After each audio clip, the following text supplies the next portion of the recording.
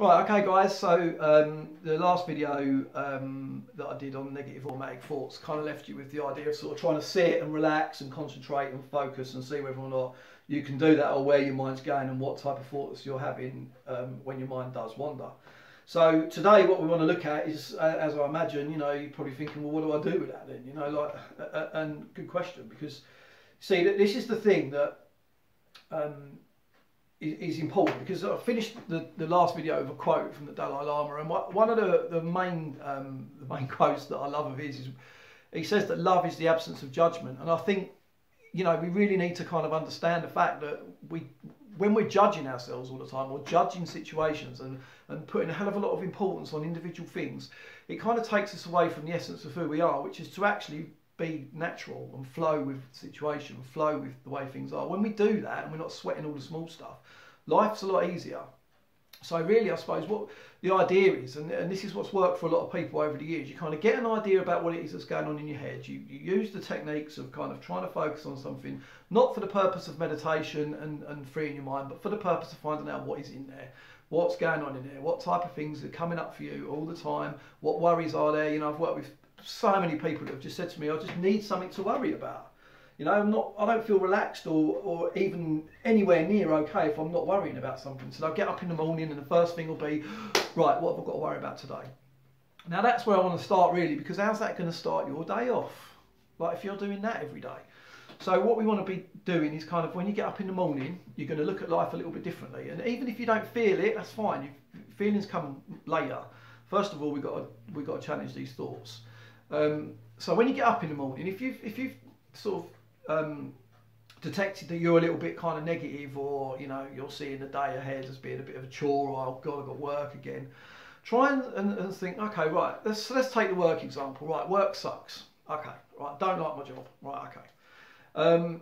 Now if you're getting up every day and you're saying that to yourself, then first of all, I suppose the question is, why are you staying in that job? Secondly, though, you might say, well, that job's worth 40 grand a year to me, and I don't want to leave that because that's a lot of money, and I like some of the people that I work with. It's just the job that's boring. In which case, then what you want to be doing is kind of trying to look at the end goal, which is that, well, yeah, I'm in that job for that. That's my goal there. I'm achieving that, and I'm happy with that, because that enables me to do this at the weekend, or take my family out, or whatever it is that you want to do with that money, as long as it's healthy. Yeah? So I suppose really starting your day off like that is a great starter piece, because from there you might find that springboards your day into you feeling a bit better anyway. But the point of what I'm trying to get at here is, the fact is that this sort of thing is repetitious. This has happened to you bit by bit for years. So it's the same really as any kind of indoctrination. I mean, you could even say that sort of, extremists and, people in terrorist organisations and things like that, they're not born feeling like that. They're kind of indoctrinated, they're brainwashed, they're kind of made to think those types of things. Now, obviously, I mean, I've worked with students, for example, in schools that have said, they think they're stupid, and when I ask them why, they'll be like, well, because in year 7, a teacher told me that my homework was pathetic, and I need to try a bit harder. And not that necessarily, I mean, all right, that's not a good way to put it, but the person has made a decision about what's been said to them.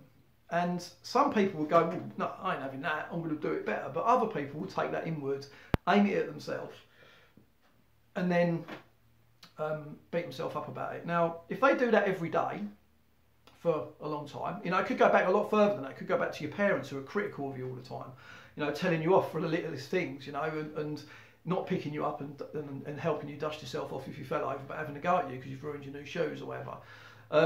If that sort of thing's been going on in your head for years, then it's going to take a bit of time for you to start changing it back again. But before you do that, you've got to understand it. It's the same as what we say, like the extremist. He's got to realise that what he's doing and the way that he sees the world is blinkered. It's narrow. It's not the right way for him to actually live in that kind of environment.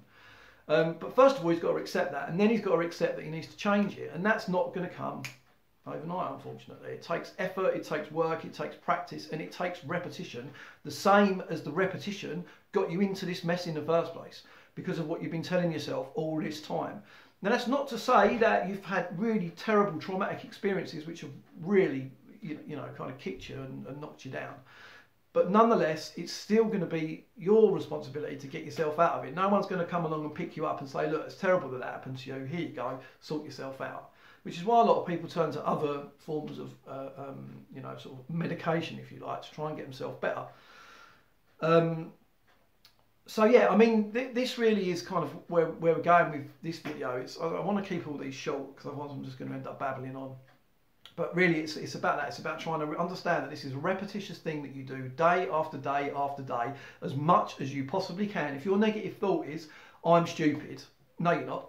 You find something that means that you're not stupid. The fact that you're thinking about it, the fact that you're looking at it, and the fact that you're recognising there's a problem means you're a responsible person who understands that the way they're living is not necessarily right for them.